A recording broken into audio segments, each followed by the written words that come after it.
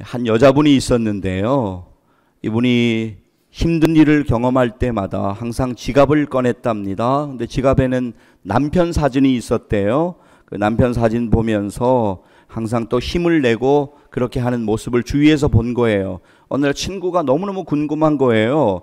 사정이 어떻게 되는지. 그래서 물어봤답니다. 아니, 왜 힘든 일이 있을 때마다 그렇게 지갑을 꺼내가지고 남편 사진을 보냐고 그렇게 물었답니다. 그랬더니 여자분이 이렇게 대답했답니다. 내가 이 인간하고 사는 이렇게 힘든 일도 내가 참고 견디고 이렇게 살고 있는데 이보다 더 힘든 일이 어디 있겠나 싶어가지고 힘든 일 있을 때마다 남편 사진 들여다보면서 힘을 얻는다. 그렇게 이야기를 했대요. 여러분 지갑 속에 있는 혹시 가족 사진이 있으면 그런 용도는 절대로 아니시지요? 우리가 힘을 내는 것이 다른 외부적인 것이 되어서는 안 된다라고 하는 것입니다. 우리가 힘을 내고 우리의 소망의 근거되는 주님 바라보고 우리는 힘을 내고 일어나야 될 줄로 믿습니다. 오늘 예배를 통해서도 주님 바라보고 힘을 내고 주님 바라보고 소망 가지기를 원합니다. 주님 때문에 힘을 냈고 주님 때문에 상황과 환경을 초월해서 주님 앞에 믿음으로 영광 돌렸던 한 사람, 사도 바울. 저는 오늘 그를 여러분에게 소개하면서 말씀을 열고 싶습니다.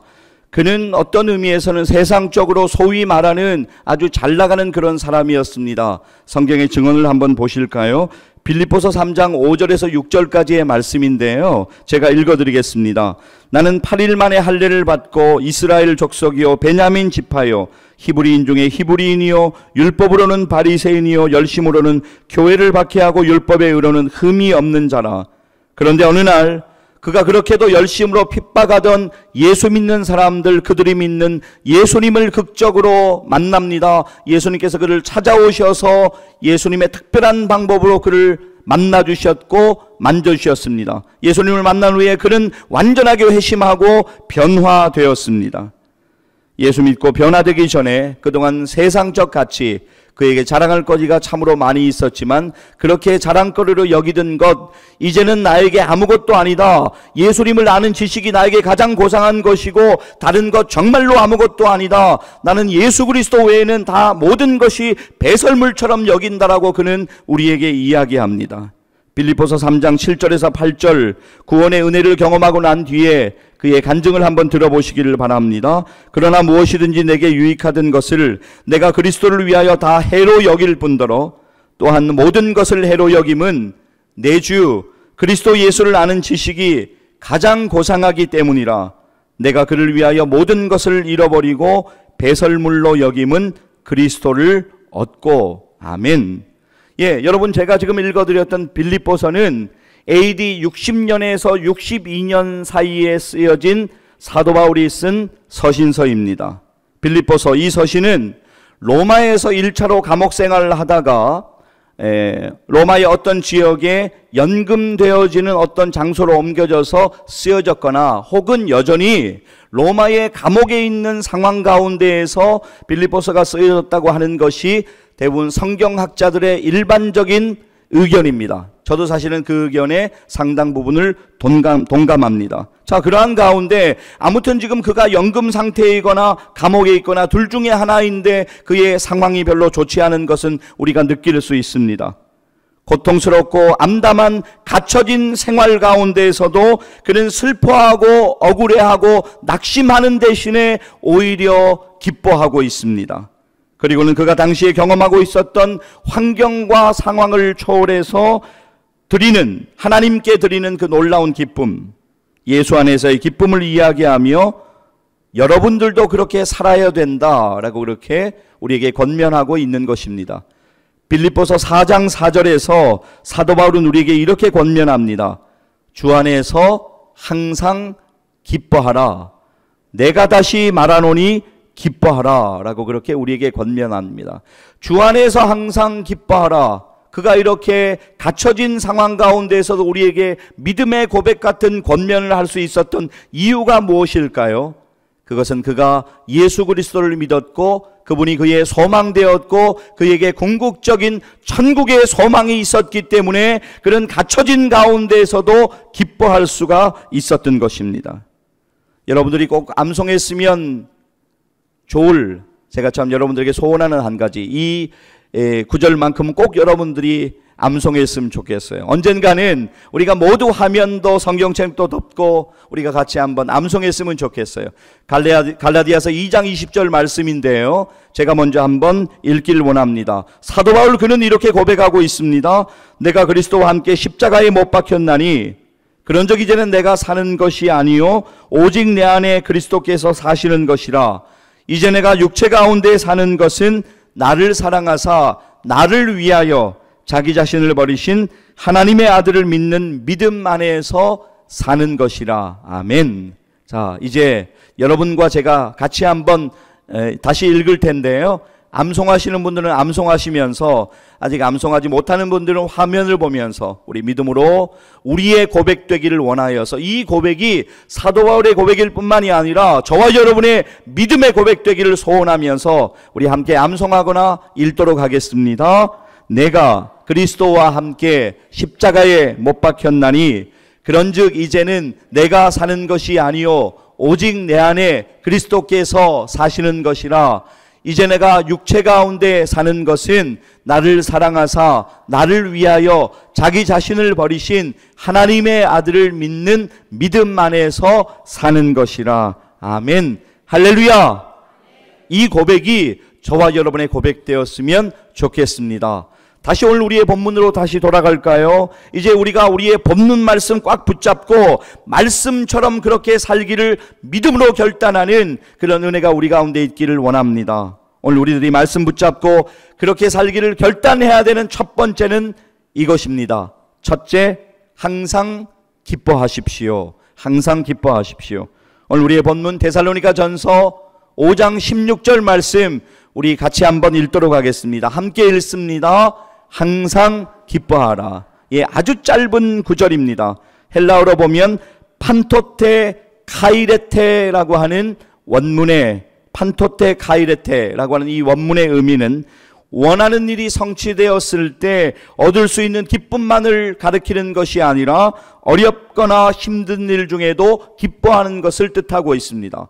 그러니까 기분 좋은 일이 있을 때는 누가 기뻐하지 못하겠습니까? 그러나 기뻐하지 못하는 상황과 환경 가운데에서 오히려 믿음으로 기뻐해야 된다라고 우리에게 말씀합니다. 자, 그렇다면 이것을 우리의 힘으로 할 수 있습니까? 우리의 의지로 할 수 있습니까? 아니요, 절대로 할 수가 없습니다. 아니, 기뻐할 수 없는 상황인데 우리의 힘으로 어떻게 기뻐할 수가 있겠습니까? 하나님이 은혜 주셔야 되고 주 안에서 누리는 기쁨을 우리는 경험해야만 되는 것입니다. 여러분, 아까 제가 읽어드렸던 빌립보서 4장 4절 말씀 기억나십니까? 주 안에서 항상 기뻐하라. 주 안에서 항상 기뻐하라 라고 성경은 우리에게 분명하게 말씀하고 있습니다. 오늘 본문의 기쁨은 주 안에서 누리는 기쁨을 뜻하고 있습니다. 주 안에서 누리는 기쁨. 사랑하는 여러분, 주 안에서 항상 기뻐하시기를 바랍니다. 주 안에서 기뻐해야 돼요. 사도 바울의 고백을 한번 들어보십시오. 고린도후서 6장 10절 말씀입니다. 근심하는 자 같으나 항상 기뻐하고 가난한 자 같으나 많은 사람을 부유하게 하고 아무것도 없는 자 같으나 모든 것을 가진 자로다. 근심하는 자 같으나 항상 기뻐하고, 근심하는 자 같으나 항상 기뻐하고. 여러분의 감정, 여러분의 상황, 여러분의 환경을 초월하여서 주 안에서 기뻐하는 우리 모두 되기를 주님의 이름으로 간절히 축복합니다. 주 안에서 기뻐하셔야 돼요. 이 시간 여러분 미소를 지으시면서 여러분 주위에 있는 분들을 바라보시면서 이렇게 한번 격려해 주십시오. 주 안에서를 강조하셔야 돼요. 주 안에서 기뻐하십시오. 이렇게 한번 인사 나누십시다. 주 안에서 기뻐하십시오. 예, 주 안에서 기뻐하십시오. 우리 학생들도 주 안에서 기뻐하십시오. 여러분 모두 주 안에서 기뻐하십시오. 주 안에서 기뻐하셔야 돼요. 여러분, 오늘 우리들이 말씀 붙잡고 그렇게 살기를 결단해야 되는 두 번째는 이것입니다. 둘째, 쉬지 말고 기도하십시오. 쉬지 말고 기도하십시오. 본문 데살로니가 전서 5장 17절 말씀입니다. 우리 같이 읽겠습니다. 쉬지 말고 기도하라. 네, 16절과 마찬가지로 아주 짧은 구절입니다. 이 말씀도 하나님이 오늘 우리들에게 주시는 말씀으로 믿음으로 그렇게 바라보고 붙잡으면서 아멘으로 말씀 좀 받았으면 좋겠습니다. 오늘 본문 말씀 17절, 쉬지 말고 기도하라. 원문의 뜻은 이것입니다. 이것은 24시간 입술을 움직여 기도하라 라고 하는 뜻이 아니고, 모든 일 가운데 하나님을 더욱 의지하는 마음으로 하나님께 기도로 나아가라 라고 하는 의미입니다. 여러분, 오늘 우리에게 하나님을 향한 믿음의 기도가 반드시 필요합니다. 오늘 우리들의 기도 생활을 우리가 한번 점검해 볼 필요가 있습니다.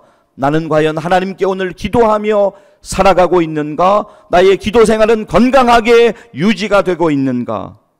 예수님도 우리에게 항상 기도하라고 말씀하시지 않습니까? 누가복음 18장 1절 말씀입니다. 우리 화면 보시면서 같이 한번 읽겠습니다. 예수께서 그들에게 항상 기도하고 낙심하지 말아야 할 것을 비유로 말씀하여. 아멘. 또 이렇게 말씀하십니다. 누가복음 22장 46절 말씀입니다. 함께 읽겠습니다. 이르시되 어찌하여 자느냐? 시험에 들지 않게 일어나 기도하라 하시니라. 아멘. 마태복음 26장 41절도 함께 읽겠습니다. 시험에 들지 않게 깨어 기도하라. 마음에는 원이로되 육신이 약하도다 하시고. 주님께서 뭐라고 말씀하세요? 시험에 들지 않게 깨어서 기도하라라고 그렇게 말씀하십니다. 그리고 오늘 우리가 미혹당하고 유혹당하는 모든 일들 가운데에서 깨어서 기도할 것을 또한 우리에게 말씀하십니다. 누가복음 22장 40절 말씀입니다. 함께 읽겠습니다. 그곳에 이르러 그들에게 이르시되 유혹에 빠지지 않게 기도하라 하시고. 아멘. 그렇습니다. 오늘 우리는 주님의 말씀처럼 우리의 기도의 자리를 회복해야 될 줄로 믿습니다. 그냥 기도하는 것 아니라, 여러분에게 누군가가 요즘 어떻게 기도하고 살아? 나 기도하지. 그냥 기도하는 것 말고요, 정말로 정신을 차려서 근신하여 우리는 하나님께 매달려 기도해야만 합니다.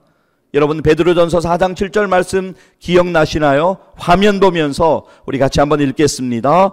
만물의 마지막이 가까이 왔으니 그러므로 너희는 정신을 차리고 근신하여 기도하라. 아멘.